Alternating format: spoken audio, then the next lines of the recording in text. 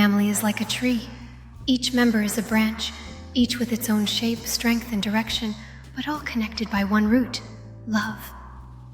Not every day is joyful. There are misunderstandings, fatigue, and challenges. But what matters is that we stand together. The family isn't perfect, but it is the first place where we are accepted and loved, no matter who we are. Sa bawat hapunan, nagbabahagi tayo ng kwento at ng mga tawanan. Ang tahanan ay puno ng mga alaala na nag-uugnay sa atin. Sa kabila ng mga pagsubok, nandyan ang pamilya upang yakapin tayo. Ang pag-unawa at suporta ay ang pundasyon ng ating samahan.